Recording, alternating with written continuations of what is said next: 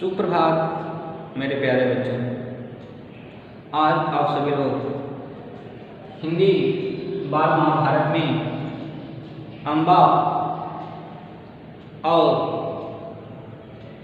भीष्म के विषय में आप सभी लोग आज अध्ययन करेंगे। तो इससे पहले जो कि मैंने आप सभी लोगों को भीष्म पितामह की जो प्रतिज्ञा थी उसके विषय में मैंने आप सभी लोगों को यह बताया था कि भीष्म पितामह जी ने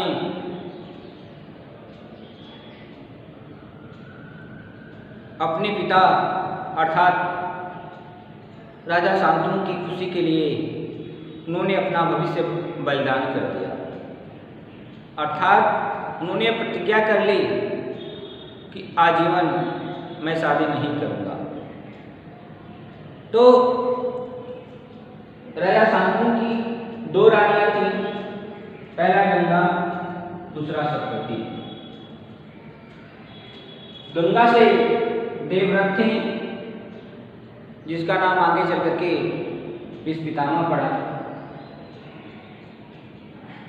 तो सतुति के दो पुत्र हुए। सतुति के दो पुत्र हुए, पहला चित्रांगद, दूसरा विचित्रवीर्य। तो चित्रांगद जो था वे स्वेच्छाचारी थे। स्वेच्छाचारी का मतलब यह होता है कि अपने अनुसार ही चलने वाला। तो जिस कारण से गंधर्व युद्ध में उनकी मृत्यु हो गई। तो चित्रांगद के मरने के बाद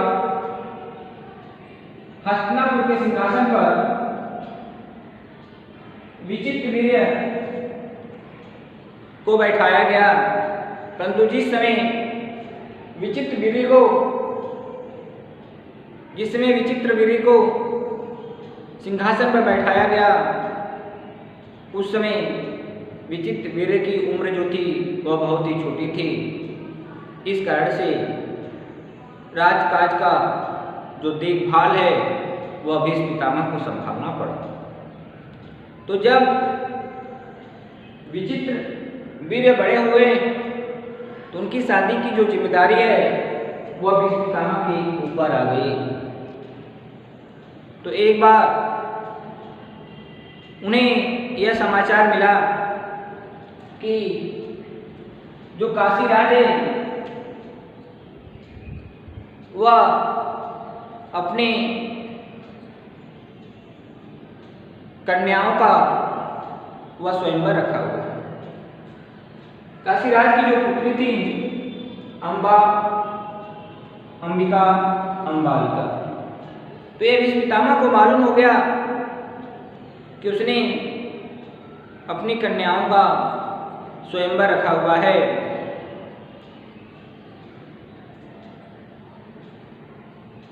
तो भीष्म पितामह जी ने विचित्रवीर्य की शादी के लिए वे भी स्वयंवर में गए। परंतु स्वयंवर में जितने भी राजा उपस्थित थे, जितने भी राजकुमार उपस्थित थे, वे सभी भीष्म पितामह जी की प्रतिज्ञा के विषय में भलीभांति जानते थे। उन्हें यह लगा कि भीष्म पितामह जी वह स्वयंवर देखने के लिए आए हुए हैं। परंतु जैसे ही उन्होंने अन्य राजकुमारों के साथ जैसे ही अपना नाम दिया तो स्वयंवर में उपस्थित सभी राजाओं के भी खलबली सी मच गई।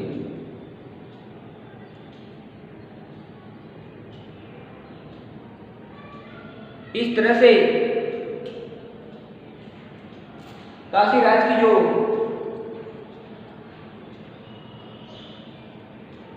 पुत्रियां थीं वह भी भीष्म पितामह जी की प्रतिज्ञा के विषय में भलीभांति जानती थी। जिस कारण से अम्बा, अंबिका, अंबालिका, इन तीनों ने स्वयंवर में भीष्म पितामह जी की अवहेलना या कह सकते हैं कि उपहास करती हुई उनके नज़र के सामने ही, उनके दृष्टि के सामने ही वे तीनों आगे निकल गए। तो इस तरह से इस उपहास को भीष्म पितामह जी सहन नहीं कर सके और उस स्वयंवर में जितने भी राजा थे उन सभी राजाओं को वहाँ पर हरा करके काशी राज की उन तीनों कन्याओं को इस पितामह जी ने बलपूर्वक उन्होंने रथ पर बैठा करके हस्तिनापुर के लिए चल दिए। तो स्वयंवर में सौ देश का राजा था जिसका नाम था साल्व। वह काशीराज की जो बड़ी पुत्री थी अम्बा से वह प्रेम करता था। अम्बा भी उसे मन ही मन अपना पति मान चुकी थी। तो भीष्म पितामह के रथ का पीछा करते हुए भीष्म पितामह जी के रथ के पीछे पीछे वह भी आ रहा था। तो रास्ते में भीष्म पितामह और सौ देश का जो राजा था, जो साल्व था, उन दोनों के बीच एक भयंकर युद्ध हुआ जिसमें सौ देश का जो राजा साल्व है वह पराजित हो जाता है, परंतु अम्बा के विनती पर भीष्म पितामह जी ने राजा साल्व को छोड़ दिया। तो इस तरह से अम्बा, अंबिका और अंबालिका को वह हस्तिनापुर लेकर आए। जब वे हस्तिनापुर लेकर आए तो अंबिका और अंबालिका की जो शादी है उन्होंने विचित्र रीति से करा दी। जब अम्बा ने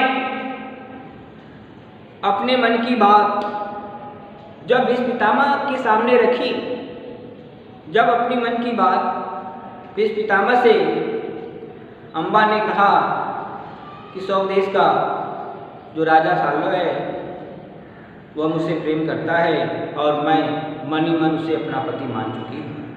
तो अम्बा की इस बात को सुनकर के भीष्म पितामह जी